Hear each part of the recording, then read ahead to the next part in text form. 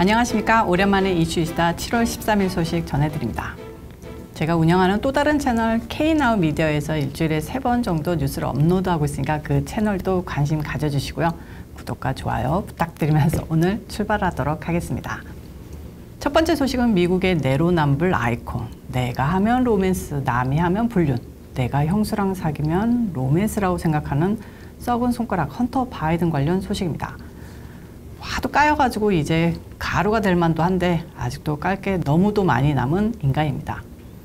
자, 헌터 바이든에 대한 봐주기식 기소와 솜방망이 처벌이 역풍을 맞고 있는 가운데 헌터 같은 죄목으로 유죄 판결을 받은 한 엄마의 사연이 비교되면서 국민들의 공분을 자아내고 있습니다. 자, 몇 달 전에 미국에서 6살짜리 아이가 학교에 총을 가지고 가서 선생님을 쐈다는 아주 쇼킹한 사건이 이곳 버지니아에서 발생해 전 세계 파문을 일으켰는데요.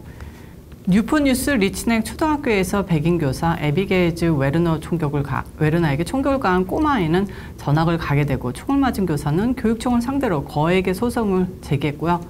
결국 25살짜리 애엄마가 감옥에 가게 되는데요. 검찰에 의해 기소당한 죄명이 바로 연방총기규제법률상 허위진술 혐의입니다.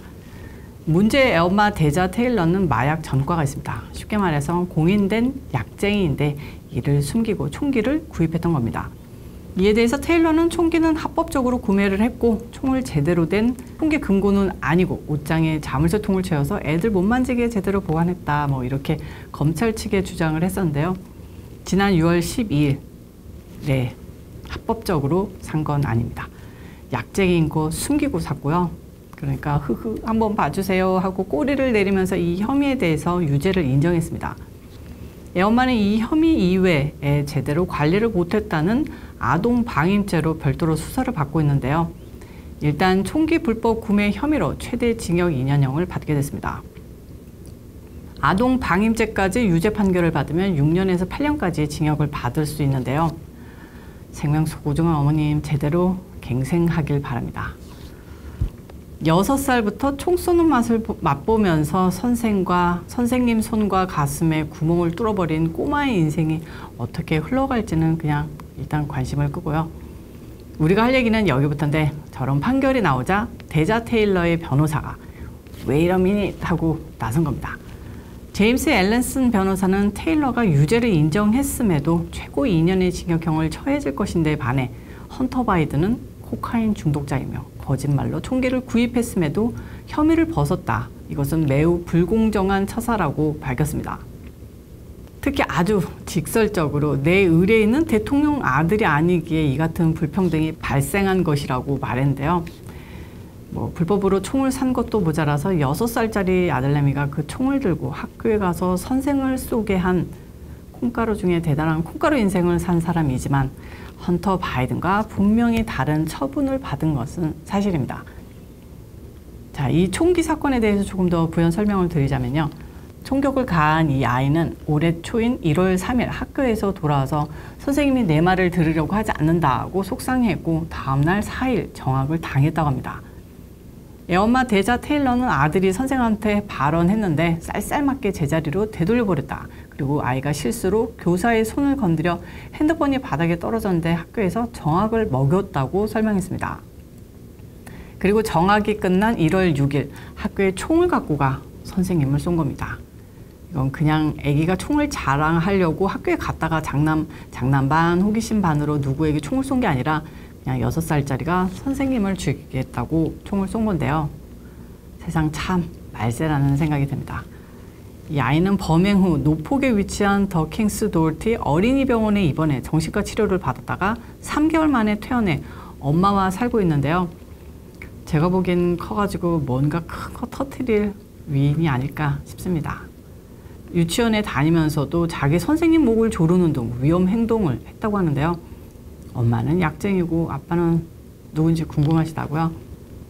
말리크 앨리슨이라는 이름의 애 아빠는 지난 2020년 아내를 폭행한 혐의로 체포돼 기소됐습니다. 재판에 출두하지 않고 그대로 사라져서 현재까지 경찰의 추적을 받고 있는 도망자입니다. 바이든 가문 이상의 콩가루 집안인데요. 이런 집안에서 태어난 자식들 역시 제대로 되는 게 없는 것 같습니다. 다음 수다도 헌터 관련 소식입니다. 백악관 웨스트 윙에서 발견됐었던 코카인 봉지 사건 기억하실 겁니다. 지난 며칠간 미 전역을 떠들썩하게 했었는데 백악관 경호실에서 오늘 이와 관련해 입을 열었습니다. 예상을 했지만 경호실 측은 코카인을 밀수한 신원을 밝히는 것이 불가능하다고 밝혔습니다. FBI 산하 국립범죄연구소에 그 코카인 봉지를 의뢰를 했지만 어떠한 지문이나 DNA가 발견되지 않았다는 설명입니다. 언론들이나 우리들은 유력 용의자로 썩은 손가락을 지목했었는데요. 하지만 코카인이 발견된 당일인 2일에 헌터는 백악관을 떠나 가족과 시간을 보낸 것으로 알려지면서 코카인 발견의 정체는 미궁 속으로 빠졌습니다. 한 트위터 사용자는 왜 언론에는 백악관 경호실이 관계자들과 인터뷰를 한 내용이 없냐, 누가 코카인을 백악관으로 들여왔는지는 정말 미스테리다. 미 정부는 부패한 갱단에 의해 운영되는 중이라고 비판의 글을 올렸습니다.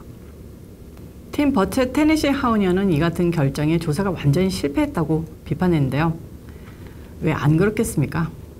백악관이라는 곳에서 누가 거기를 들어가고 나가고를 모른다는 건 말이 안 됩니다. 버쳇 하우니어는 백악관은 얼굴 인식기도 있고 소셜 번호를 알려주지 않으면 거길 들어갈 수 없다는 것을 알고 있다.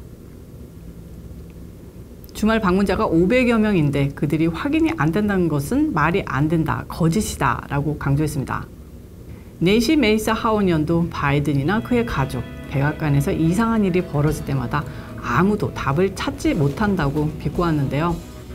이처럼 급하게 종결시키는 듯한 이 사건, 결국 코카인의 주인은 진짜 사냥꾼 아니라는 의심, 아니 확신만 남기고 마무리가 되는 듯합니다.